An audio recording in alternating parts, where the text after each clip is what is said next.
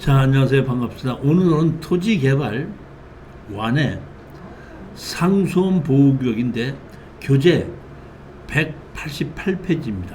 상수원 보호구역은 상수원의 수질을 보존하기 위해서 상수원 보호구역으로 지정되게끔 되면 아무 행위 할 수가 없습니다. 건물은 물론 공작물 설치나 농작물 재배 또는 농작물에 약을 주는 행위도 다 금지가 되어 있습니다. 그러니까 상수원 보호구역으로 지정된 것은 아무것도 못한다 이렇게 보시면 되는 겁니다.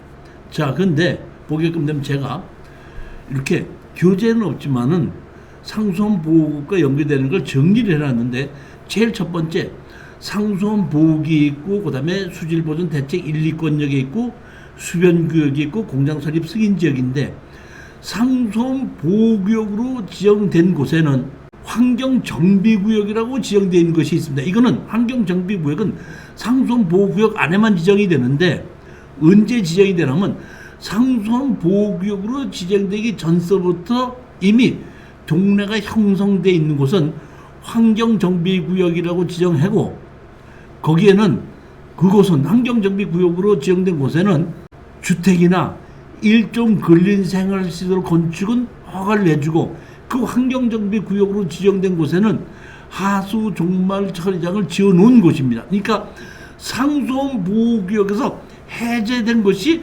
환경정비구역이라고 보시면 됩니다.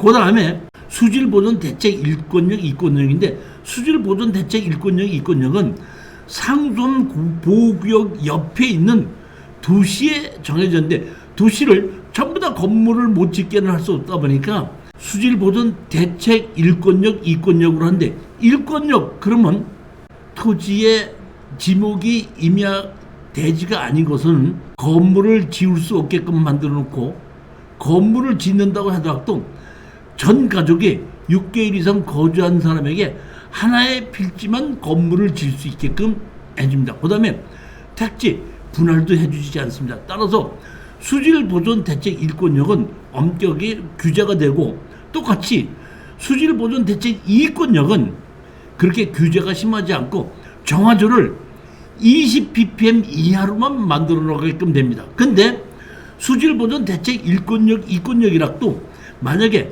하수처리구역으로 돼 있다 그러면 그거는 수질보존 대책 1권역, 2권역에 적용을 받지 않는 지역입니다. 즉 수질보존 대책 1권역, 2권역에서 하수 종말 처리장을 만들어서 거기서 나오는 모든 오폐수를 하수 종말 처리장으로 가게끔 되어 있는 곳은 수질보존 대책 1권역이나 2권역에 지정이 되어 있다고 하더라도 규제를 받지 않는 것이라고 보면 됩니다. 자, 정리하면 상수원 보호구역인데 환경정비구역이라고 지정되어 있다면 규제를 받지 않는 거고 수질보존 대책 1권역, 2권역으로 되어 있는데 하수처리구역이라고 되어 있다면 규제를 받지 않는 지역입니다. 세 번째는 수변구역이라고 있는데 수변구역은 상수원 보호구역으로 흘러드는 강 양옆에 500m까지를 수변구역으로 지정하는데 수변구역으로 지정됐을 때는 건물을 못 짓는 것이 아니라 건물은 질 수 있기는 질 수 있는데 용도지역에서 질 수 있는 건물을 질 수 있기는 질 수 있는데 정화조를 10ppm으로 떨어뜨리는 조건으로 허가가 나는 겁니다. 그 다음에 공장 설립 승인 지역 그러면 이 수변구역은 수변구역 다시 말하면 상수원 보호구역으로 흘러드는 강 양옆에 500m가 수변구역인데 그 강의 상류 지역에 공장을 지으려고 할 때는 폐수를 만드는 공장에 대해서는 허가를 받아라 하기 때문에 공장 설립 승인 지역에서는 공장을 못 짓는다는 것이 아니라 공장의 종류에 따라서 지을 수 있는 건물도 있고 못 지을 수 있는 건물도 있다 이렇게 보시면 됩니다. 이것이 상수원 보호구역과 관계되는 네 가지입니다. 상수원 보호구역이 있고 수질보존 대책 1권역, 2권역, 수변구역, 그 다음에 공장 설립 승인지역 이렇게 있습니다. 자, 190표에 보면 제1항의 이항에 따라 지정공고된 상수원 보호구역에서 다음과 같은 어느 하나의 행위를 자는 허가를 받아야 된다. 그 밖에 곤종물 신축, 증축, 개축, 이종, 임목, 대나무의 재배, 벌채, 토지의 주차장, 성도 그 밖에 형제의 모든 것을 허가를 받아야 된다 이런 얘기입니다. 자, 그 다음에 환경정비구역인데 환경정비구역은 상수원보호구역으로 지정되기 전서부터 이미 동네가 형성되어 있는 곳을 건물을 못 짓게 하는 것이 아니라 그곳은 건물을 짓게끔 하되 거기에 오폐수 시설을 설치를 해서 그 안에 있는 환경정비구역 안에 있는 건물은 근생이나 이런 것을 지을 수 있게끔 만듭니다. 자, 원거주민 또는 보호에 6개월 이상 실제 거주하는 주민이 다음 항목에 어느 할 때는 환경정비구역에 지정돼서 건물을 짓게 한다. 200제곱미터의 주택 및 연면적 60제곱미터의 부속 건축물, 연면적 200제곱미터의 주택, 식품, 잡화, 의류, 완구, 서적, 건축자재, 의약품 등 소재로 쓰이는 연면적 200제곱미터 이하의 건축물 이런 정도는 상수원 보호구역 안에 있는 환경정비구역에서 건축할 수 있다 이런 뜻입니다. 자, 195페이지 보시면 수질보존대책지역인데 수질보존대책지역은 제 1권역이 있고 2권역이 있다 그랬죠. 1권역에서는 필지 분할이 제한되고 단독주택을 건축할 경우에는 6개월 이상을 전 가족이 이사를 와서 거주를 했었던 사람에게만 건축허가를 내주고 그렇지 않은 경우에는 건축허가를 내주지를 않습니다. 이 예전에 이 농지를 20km 이내에 6개월 이상 거주 조건이 없어져 갖고 농지를 많이 외지 사람들이 사서 개발할 때 건설업자들이 이 땅을 수질보존 대책 1권역의 땅을 사서 분양을 하려고 했다가 전입이 안 되기 때문에 분양을 못한 경우도 있고 또 필지 분할을 안 해주거든요. 그러니까 1권역에서는 엄격하게 규제가 된다 이렇게 보시면 되고 그 다음에 2권역이 있습니다.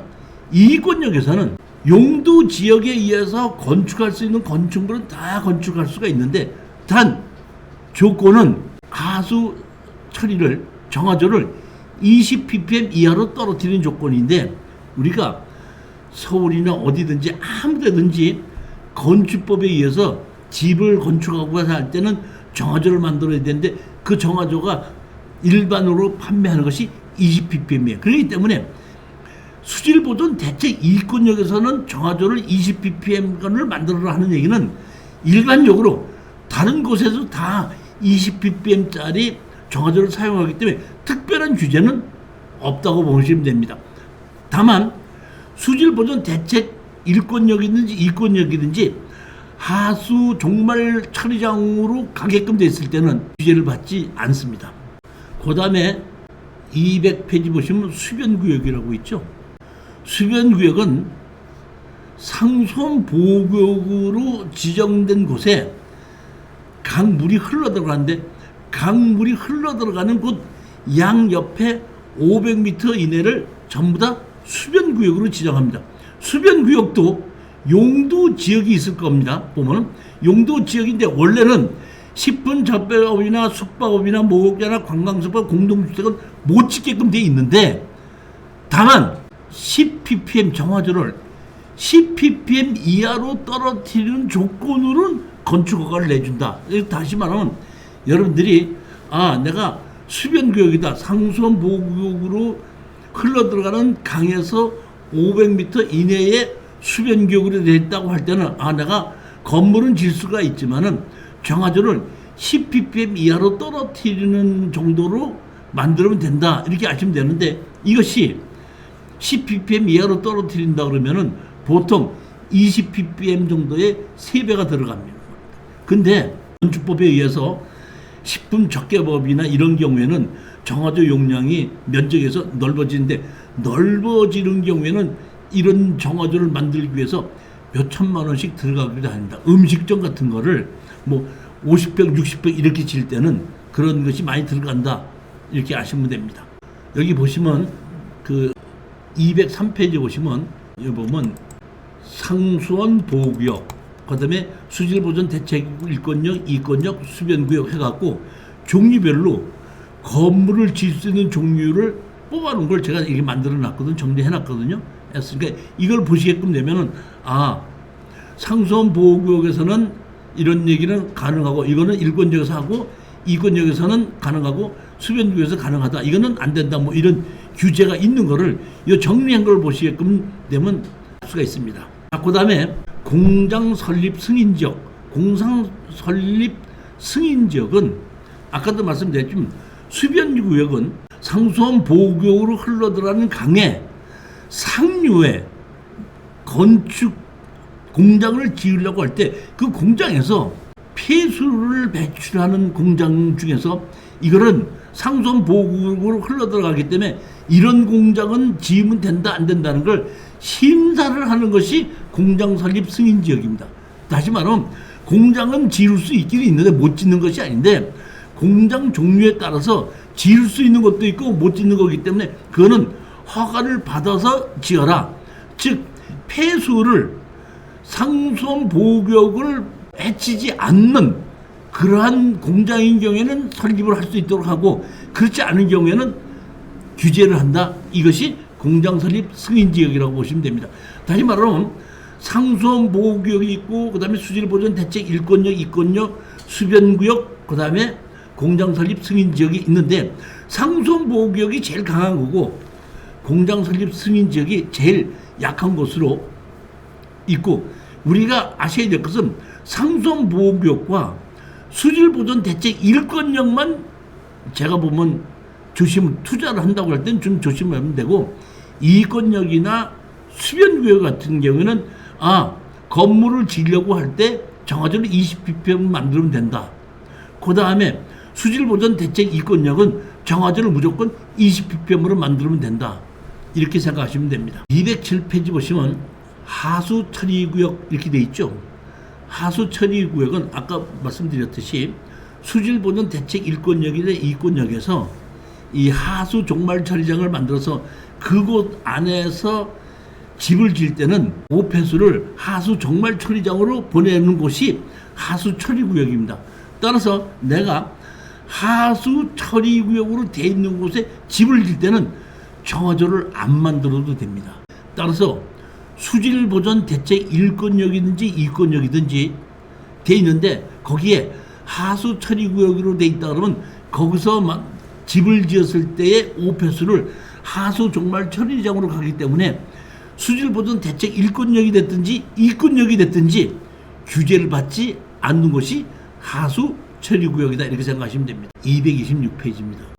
226페이지 보시면 개발행위와 토지의 분할 이렇게 있는데 우리는 어떤 땅이든지 건물을 짓기 위해서는 개발행위 허가를 받아야 되는 것이 기본이고 부동산을 투자하는 사람으로서 토지를 분할할 줄 알아야 되는 것은 가장 기본 중에 기본이라고 생각하시면 됩니다. 자, 한번 보시겠습니다. 226페이지 개발행위 이렇게 되어 있습니다. 226페이지 보시면 개발행위 허가 제도 개요 이렇게 됐는데 김대중 정부에서 어떤 땅에 난개발을 방지하기 위해서 만드는 것이 개발행위 허가라고 보시면 됩니다. 이게 이 김대중 정부에서 왜 이 개발행위 허가를 받고 난개발을 방지하게끔 됐냐면은 김대중 정부 앞에 정부가 어디죠? 김영삼 정부죠.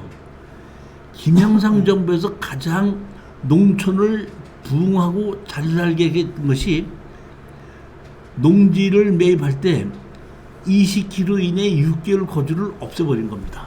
그러다 보니까 엄청난 많은 사람들이 어느 농지든지 내가 이걸 농지를 사서 농사를 짓겠다는 미래의 약속만 하면 얼마든지 농지를 살 수 있고 그걸 산 다음에 농사를 짓지 않고 농지 전용 허가를 받아서 집을 지을 수가 있게끔 만드는 것이 이때입니다. 그러다 보니까 이때 전원주택 붐이 일어났던 것이 김영삼 정부 때입니다. 그런데 이때는 개발행위 허가가 없었기 때문에 농지를 사서 집을 짓고 나면은 집에 있는 오폐수가 나오게끔 되는데 그 오폐수를 배출할 수 있는 곳이 없는데도 농지 전용 허가를 받고 건물을 짓다 보니까 이 당시에 집을 지은 것이 동네에 가보면은 우물이 정화조로 가지 않고 밭으로 그냥 흘러내리는 경우가 꽤 있었습니다. 이거는 안 되겠다 싶어 갖고 김대중 정부에서 다시 어떤 땅이든지 건물을 지려면은 개발행위 허가를 받아야 되고, 개발행위 허가가 두 가지를 보는데, 하나는 난개발을 방지하기 위해서 제일 먼저 개발하지 말아야 될 곳은 경사도가 25도 이상 되는 거, 그 다음에 인목, 나무가 심어져 있는 것이 많이 있는 것, 인목 평균 축적의 150% 이상인 것, 그 다음에 일정 높이, 이제 예를 들어서 산 높이가 있다면 산 높이 중간 이상의 높이 있는 곳에는 무조건 개발행위 허가를 아예 처음부터 내주지 않고 그거를 그대로 보존해 주는 겁니다. 그러면 경사도가 25도 미만이고 나무도 적고 높이도 아닌 곳은 개발할 수가 있는데, 그때 그 개발할 때 필요한 기반시설 가장 중요한 게 뭐냐면 두 개입니다. 도로와 배수로. 도로와 배수로가 설치되지 않은 곳에다가 건물을 지으려고 할 때는, 건물을 지으려고 하는 사람이 도로도 만들고 배수로를 만들어서 난개발을 방지하겠다는 목적으로 만드는 것이 개발행위 허가입니다. 목적 자체는 김대중 정부에서 만드는 겁니다. 자, 보게끔 되면 법에 의해서 법 50월째에 보면 개발행위 허가의 대상 교재 229페이지입니다. 그러니까 어떤 땅이든지 이 6가지를 하려면은 개발행위 허가를 받아야 된다. 제일 먼저 뭐냐면 건물을 건축하는 거, 그 다음에 공작물을 설치하는 거, 토지의 형질 변경하는 거, 토속을 채취하는 거, 토지 분할을 하는 거, 그 다음에 어떤 땅에 물건을 쌓아놓는 행위를 하는 거, 이렇게 6가지 행위를 할 때는 전부 다 개발행위 허가를 받도록 만들어 놓은 것입니다. 이게 뭐냐면 난개발을 방지하기 위해서 땅에 6가지 할 때는 개발행위 허가를 받아야 된다는 것이 만들어진 겁니다. 그 다음에 개발행위 허가를 통해서 230페이지입니다. 허가를 받으려고 할 때는 규모가 정해져 있습니다. 도시지역에서 주거지역인 경우는 1만 제곱미터 미만, 그 다음에 주거지역, 도시지역에서 공업지역은 3만, 보존지역은 5천, 그 다음에 관리지역에서 3만, 농림지역에서 3만, 자연환경보존지역에서 5천, 이렇게 얘기했는데, 그러면 내가 이 규모, 이 상으로 개발을 하려면 개발행위 허가를 받지 말고 다른 법규 적용을 받아야 되는 거예요. 예를 들어서 지구단위 계획이라든지 도시계획법이든지 이런 법에 의해서 개발을 하는 것이고, 이거는 개인이 소규모로 개발을 할 때에 필요한 것이 개발행위 허가 규모, 이렇게 정해진 겁니다. 그러니까 이 규모 이상은 법이 개발행위 허가를 가지고 안 되는 게 다른 법을 적용해야 된다는 얘기입니다. 만약에 이 경우에 내가 관리지역에 3만 제곱미터를 해야 되는데 내가 5만 제곱미터다, 이걸 하기 위해서 내가 이거를 분할을 할 수도 있지 않습니까?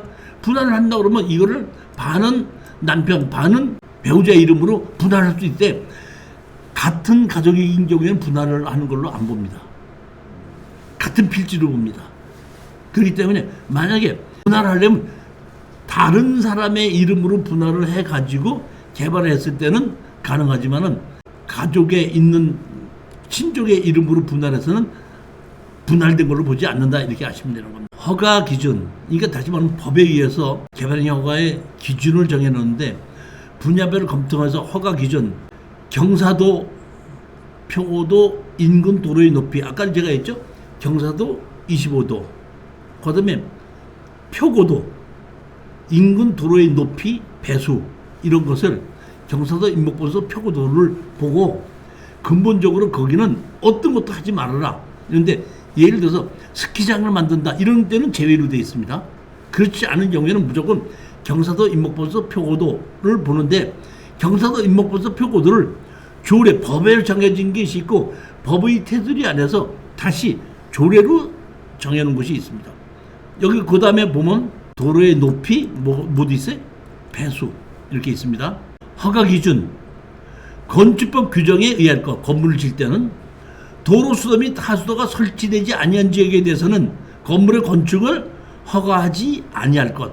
다시 말하면 원칙적으로 도로가 없거나 수도나 하수도가 없는 경우에는 원래 허가하지 않는데 도시군 계획조례가 정하는 경우에는 그러하지 아니하다 한 거는 뭐냐면 도시군 계획조례에서 토지주가 배수로나 도로를 만들겠다고 할 때는 조례에 의해서 허가를 내줄 수도 있다 이런 뜻입니다. 원칙적으로 배수로가 없고 도로가 없는 곳에는 원칙적으로는 건물 건축 허가를 내주지 말아라 하는 것이 원칙입니다.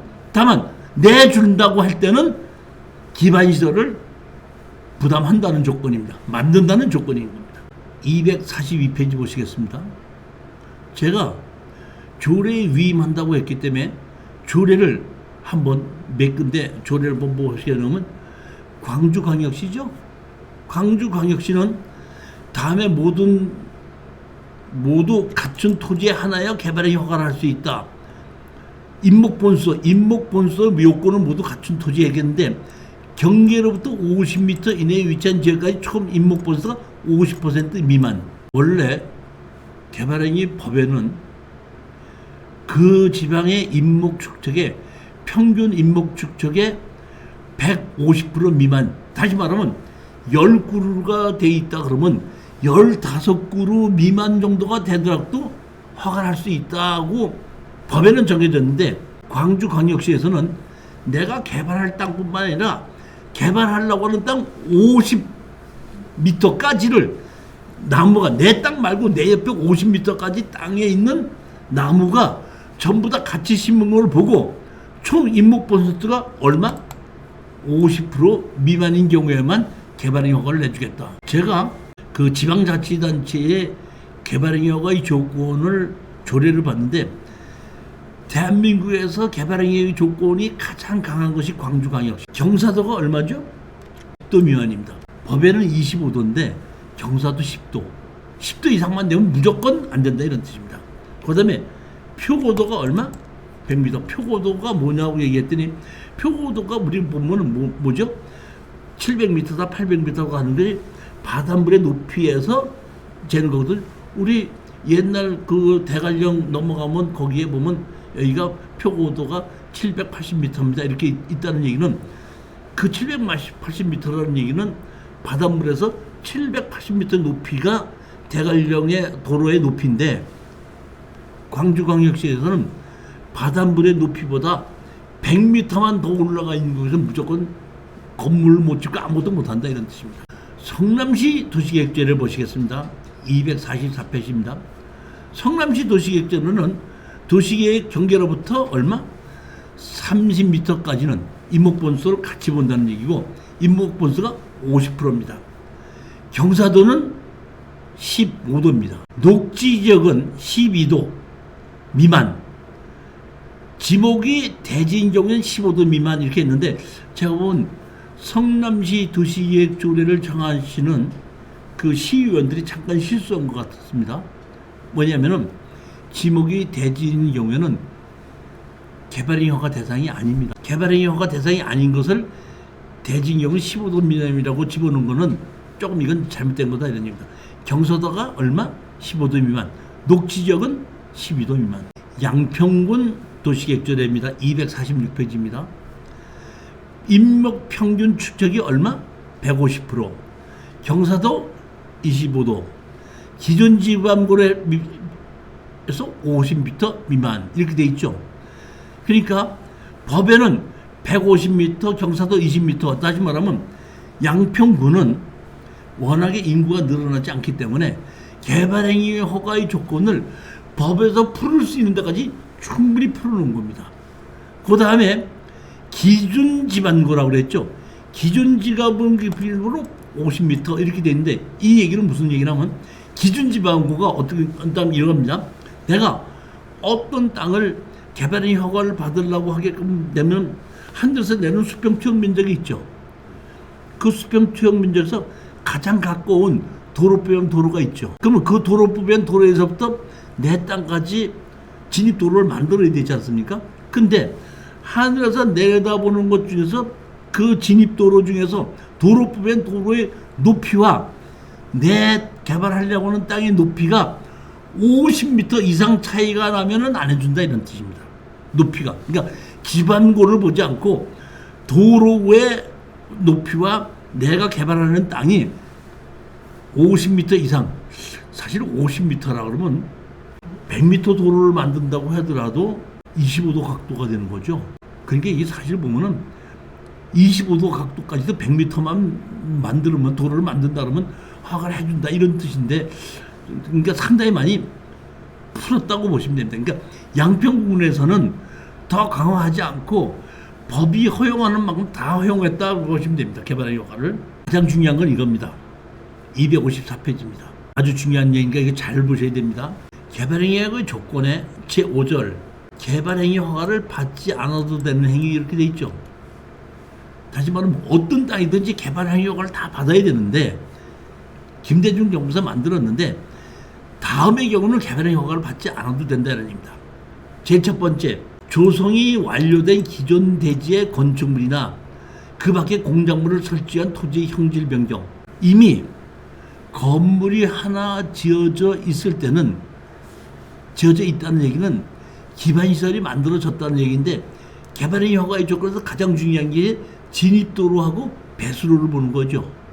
그러면 건물이 지어졌다는 얘기는 진입도로가 있었다는 뜻이고, 건물이 지어졌다는 얘기는 배수로가 만들어졌다는 것이기 때문에 조성이 완료된 기존 대지에 있는 것이, 조성이 완료된 기존 대지의 거는 개발행위 허가를 받지 않는다 이런 얘기입니다. 그게 뭐냐? 여기 보면 지목이 대지, 공장용지, 학교용지, 주차장, 주유소용지. 대지, 공장용지, 학교용지, 주차장, 주유소용지, 창고용지. 이 6개는 이미 기반시설이 설치되어 있는 걸로 보기 때문에 개발행위 허가를 받지 않는다 이런 뜻입니다. 내가 28가지의 지목이 있는 데서 우리가 아셔야 될 것은 건축법에 의한 대지가 있죠. 대지가 뭐죠? 대지는 건축법에 의해서 건물을 지을 때 건폐율과 용적률을 적용하는데, 대지는 건폐율과 용적률을 적용할 수 있는 땅이 대지입니다. 그러니까 건축할 수 있는 땅인데 지목이 대지로 돼 있다는 얘기는 이미 그곳에는 기반시설이 설치돼 있다고 하기 때문에, 제가 지목의 대지인 경우에는 건축허가를 넣지 않습니까? 건축허가에다 넣을 때 마당에다가 정화조 여기에 설치해놓고 뭐라고 쓰냐면 기존 배수구에 연결하게끔 되면 그 바깥에 배수로가 있든지 없든지 하지 않고 건축법에서 그대로 오케이가 되는 겁니다. 근데 개발행위 허가를 받아야 되는 지목이 전이냐 인면에 이렇게 다른 지목이 개발행위 허가를 받아야 되지 않습니까? 개발행위 허가를 받아야 될 때는 그 바깥에 땅에 배수로가 어디 있다는 걸 알아서 여기다가 배수로를 연결시켜야 된다는 것이 도면에 들어가야지 개발행위 허가를 내주는 거거든요. 다시 말하면 개발행위 허가를 받는다는 얘기는 제일 먼저 지목이 28개 중에서 이 대지, 공장용지, 학교용지, 주차장, 주유소용지, 창고용지 6개를 빼놓은 22개는 제일 먼저 도시 개발과로 먼저 가서 그 개발과에서 진입도로와 배수로가 있는 걸 확인해보고, 진입도로와 배수로가 있는 것이 확인이 되면은 거기에 개발행위를 어떻게 만든다 하고, 없으면은 내가 진입도로를 어떻게 만들고 배수로는 어떻게 만들겠다고 계획을 자출하면은, 그러면 그 도시개발과에서 건축가로 넘겨줍니다. 그러면 거기서 건축허가는 그 대지 안에 있는 땅만 보는 거고, 도시개발과에서는 대지 바깥에 있는 진입도로와 배수로를 같이 보고, 쓸 수 있는 거 없는 걸 보고, 없으면은 만드는 조건으로 허가를 내주고 개발행위 허가가 나야지 건축가로 넘어가는 거고, 만약에 기반시설이 없어서 땅 주인에게 사용승낙을 받아와라는데 사용승낙을 받지 않으면 개발행위 허가에서부터 반려가 되는 겁니다. 근데 지목이 대지, 공장용지, 학교용지, 주유소용지, 창고용지 이런 게 6가지는 도시개발 거로 가지 않고 건축가로 바로 넘어가는 겁니다. 그래서 기반시설을 따지지 않고 건축가를 내주는 겁니다. 사실은 그 지목이 대지가로 돼 있다고 하더라도 기반시설이 바로 없는 땅 대지도 가끔가다 있을 수 있는데 허가를 내주는 데는 안 따진다는 얘기입니다. 이렇게 개발행위 허가를 받게끔 되면 개발행위 허가를 받고 반드시 뭐냐면 준공검사를 받아야 됩니다. 허가는 개발행위 허가도 같이 받고 건축 허가도 같이 받을 수 있습니다. 근데 개발행위 허가에서 내가 여기다 도로를 만들겠다고 했지 않습니까? 그다음에 배수로를 만들겠다고 했지 않습니까?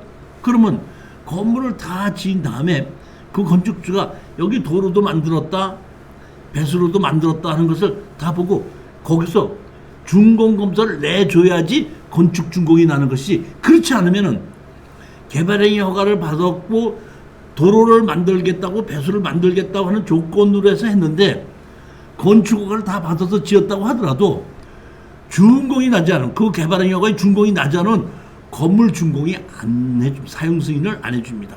도로와 배수를 다 만든 것이 준공검사 확인해야 된다 이런 겁니다. 개발행위 허가를 받으려면 개발행위가 있고 건축 허가가 있거든요. 어떤 땅에 개발을 하려고 그러면 형질 변경 같은 게 들어갈 수가 있겠죠. 그러면 형질 변경을 받아서 건물을 짓고 도로를 만들겠다고 해서 허가를 내주면은 개발행위 허가를 받고 토목공사를 하다가 토지주가 돈이 없다고 갑자기 공사를 하다가 중단될 수도 있죠. 아예 처음부터 손을 안 댔으면 자연 그대로 되기 때문에 문제가 없는데 손을 댔다가 중단되게끔 되면 옆에 사람들에게 피해를 줄 수 있지 않습니까? 그러면 그걸 원상복구 해놔야 되는데 땅 주인이 원상복구할 돈이 없다고 버틸 수도 있죠. 그렇기 때문에 개발행위 허가를 내줄 때에 허가를 다 한다고 해서 제출하지 않습니까? 제출하면은 개발행위 허가가 났습니다 하고 허가가 났으니까 찾아가십시오 하게끔 되면 제일 먼저 허가증 찾으러 왔습니다 그러면 뭘 주냐면 이행보증보험증권을 제출하십시오 하는 돈을, 여기는 이행보증보험증권이 얼마니까 얼마를 내십시오 이렇게 쪽지를 줍니다. 그러면 그 쪽지를 가지고 거기에 뭐 예를 들어서 뭐 그 이행담보금이 예를 들어서 2천만 원이다 그러면 2천만 원 현금으로 내도 되고 2천만 원이 없으면 이행보증보험증권에 가서 2천만 원에 대한 이행보증보험증권을 제출해야지 허가증을 줍니다. 이행보증보험증권을 주지 않으면 허가증을 안 줍니다. 그러니까 항상 개발행위 허가를 받을 때는 개발행위 허가 받을 때 이행보증보험증권이 얼마인가를 알아보고 그거를 보고서는 나온 거를 제출해야 되는데 이거는 본인이 가야지만 이행보증보험증권 끊어주기 때문에 다른 사람이 대리로 가서는 안 됩니다. 다시 말하면 내가 개발행위 허가를 토목설계사업에 내달라. 그럼 토목설계사 허가가 다 나왔습니다. 그러면 토목설계사업하고 허가증 찾아주십시오. 안 됩니다. 본인이 와서 그 이행보증보험증권 끊는 용지를 가지고 이행보증보험증권을 끊어서 토목설계사업에다 주게끔 되면 토목설계사업에서는 대신해서 개발행위 허가증을 주길 수는 있지만은 이행보증보험증권을 반드시 본인이 가야지만 이행보증보험증권을 끊어준다는 얘기입니다. 그 다음에 또 하나는 개발행위 허가를 받으면은 준공 날짜가 정해집니다. 다시 말하면 대부분 2년입니다. 2년. 그러니까 건축 허가는 허가를 받고서 언제까지 착공을 하지 않으면 그 허가가 취소됩니다. 2년입니다. 2년 취소가 되는 거고 개발행위 허가는 허가를 받고서 2년 이내에 준공이 되지 않으면 취소됩니다. 물론 중간에 2년 되면 무조건 되는 것이 취소되는 것이 아니라 담당자한테 가서 지금 공사를 열심히 하고 있는데 시간이 좀 이렇게 길어졌으니까 연장을 시켜주십시오. 그러면 1년씩 연장을 해주기는 합니다. 다시 말하면 개발행위 허가는 허가를 받을 때 준공 날짜가 정해진다는 얘기고 건축 허가는 허가를 받았을 때 착공 날짜가 정해지고 준공은 착공 날짜만 정해지면 준공은 언제 해든지 상관이 없습니다. 착공만 하게끔 되면 건축 허가는. 근데 개발행위 허가는 반드시 준공 날짜가 정해진다는 것이 달라진다는 얘기. 이 얘기는 무슨 얘기냐면 건축은 건축법이 바뀌지 않습니까? 그럼 내가 10년 후에 집을 지으려고 하는데 지금 미리 건축 허가를 받아 놓는 거예요. 그리고 착공 안 하는 거예요. 그러면 그 현재 있는 상황이 바뀌게끔 되면은 그런 건물을 지금은 건축허가를 안 내줄 수도 있거든요.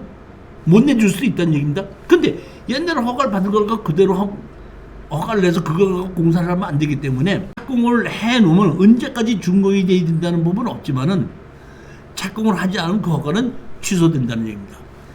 개발행위 허가는 반대로 이행보증증권을 내야 되고 2년 이내에 준공을 하지 않으면 그 행위는 개발행위 허가는 취소됩니다. 다만 연장을 해달라면 연장을 해준다는 얘기입니다. 건축허가는 1년 이내에 착공하지 않으면 취소되는데 연장을 해달라면 6개월씩 2번 연장을 해서 2년 동안은 연장을 해줍니다. 271페이지 봅니다. 개발행위 허가를 받을 때에 어떤 땅에 건축허가를 받아서 도로를 만들려고 할 때는 건축물을 건축하거나 공작물을 설치한 부지의 도시군계획 따라 시군도로에 농어촌도로에 접속하는 것을 원칙으로 하며, 다시 말하면 도로법에 의한 도로에 접속하는 것을 원칙으로 하며, 도로법에 의한 도로에 접속되지 아니한 경우는 2, 3의 기준에 따라 진입도로를 만들어야 된다. 기반시설 도로를 만들어야 된다는 얘기입니다. 그러면 얼마로 만들어야 되냐면 진입도로의 폭은 개발의 규모가 5,000제곱미터이면은 4m, 5,000제곱미터 이상은 30,000제곱미터까지는 6m, 30,000제곱미터 이상은 8m의 진입도로를 만들어야 된다고 되어 있는데, 이거는 개발행위 허가의 조건이고 건축법에서는 건물의 규모에 따라서 또 진입도로를 다르게 할 수도 있습니다. 개발행위 허가를 할 때 무조건 이것은 원칙으로 지켜야 되는데, 건축허가를 받으려고 할 때 건물에 대해서 또 이런 건물은 얼마 이상의 도로가 있어야 된다 그러면 그 도로를 또 만들어야 된다, 이런 뜻입니다. 이건 개발행위 허가의 조건입니다. 어떤 건물을 짓든지 면적이 2 이상 되면 이건 기본으로 이 도로 넓이는 있어야 된다, 이런 뜻입니다. 272페이지입니다. 제가 이것이 이제 2023년도인가 개발행위 운영 지침이 새로 만들어진 건데, 이것이 있는 거 보고 제가 사실은 깜짝 놀랐습니다. 다음 각호의 어느 하나에 해당하는 경우에는 아까 이 도로 확보 기준을 적용하지 아니할 수 있다. 여기 2 있죠, 여기 2. 5,000m, 4m, 5,000은 3만, 이것이 도로의, 개발행위 것이 도로의 조건인데, 다음의 경우에는 도로 기준을 적용하지 아니할 수 있다. 언제? 차량 진출이 가능한 기존 마을 안길.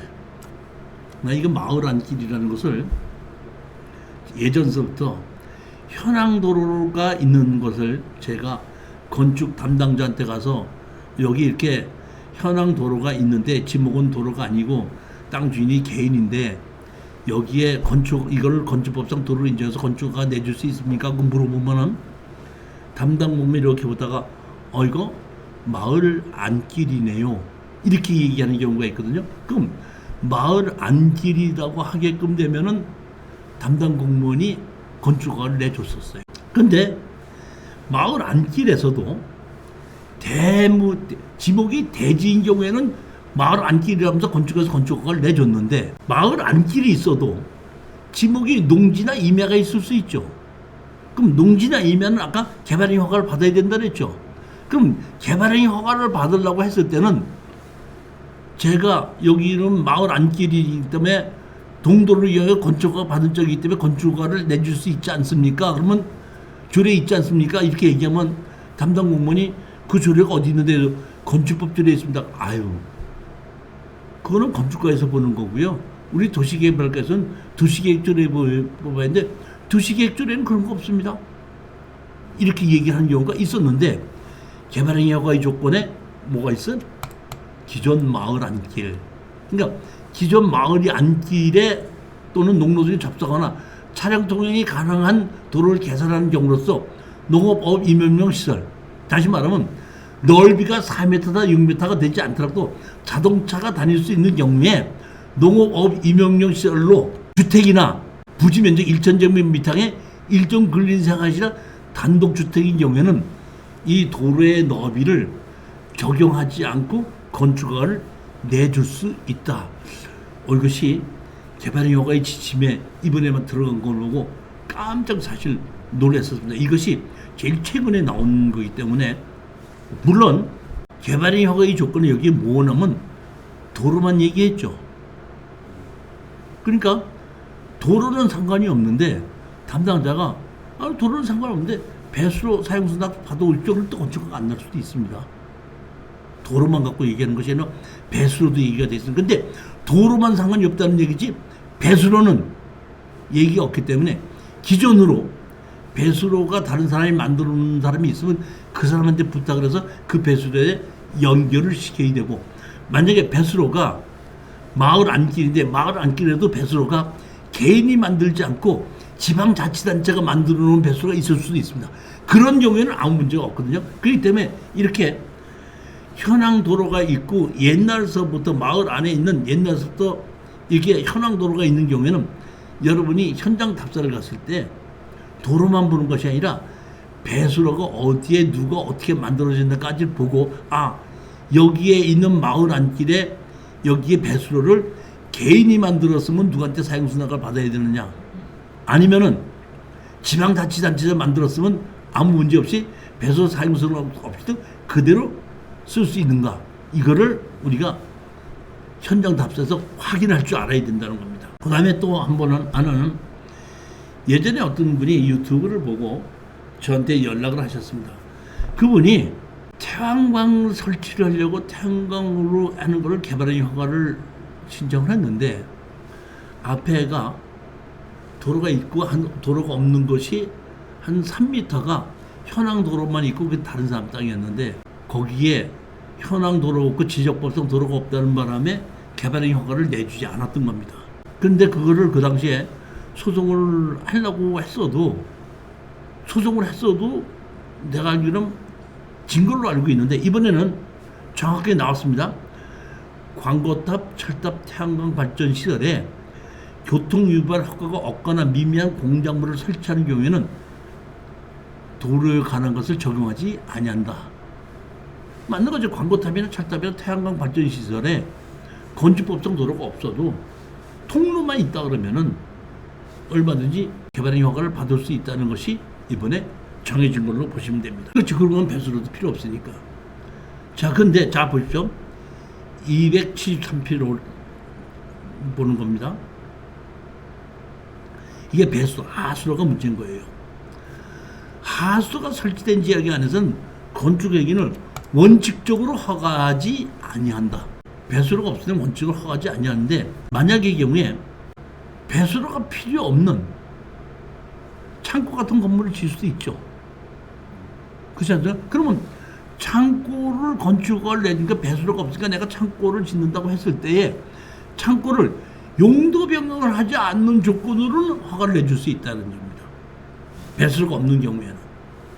근데 오수는 공공하수시설을 통하여 처리하는 것을 원칙으로 하되 지역 여건상 불가피하다고 인정하는 경우 마을 하수도와 개인 하수 처리를 통하여 처리할 수 있다. 다시 말하면 내가 개인이 배수로를 만들어서 처리를 한다든지 아니면 마을에 공동으로 다른 사람들이 이제 같이 만들어 놓은 게 있으니 거기에 연결하는 조건이든지 아니면 내가 다 만들든지 했을 때는 개발의 허가를 내준다 이런 얘기거든요. 다시 말하면 대부분이 도로만 가지고 생각하고 건축허가 내줄 수 있다고 생각하면 안 되고 반드시 배수로까지 같이 봐야 된다 이런 뜻이. 배수로를 보지 않는 경우 현황 도로가 있을 때 그 현황 도로를 가지고 건축허가를 내줄 수 있지 않느냐 하는 것은 건축법의 얘기입니다. 그러니까 28개의 지목 중에서 6개를 제외한 나머지 지목은 반드시 개발행위 허가를 받아야 되는 거고 개발행위 허가를 내주는 곳에서는 건축조례를 보지 않는다는 얘기입니다. 건축조례를 보지 않기 때문에 따로 개인 하수 처리를 어떤 식으로 만들 것인가를 확인해야 되기 때문에 현장 답사 시에 현황 도로가 있으니까 무조건 건축허가 날 거라고 생각하지 마시고 배수로가 어떻게 되는가를 확인해 봐야 된다. 저는 처음에 좀 이렇게 이게 잘못된 게 아닌가 이렇게 생각했는데 나중에 가만히 생각해 봤을 때 맞아.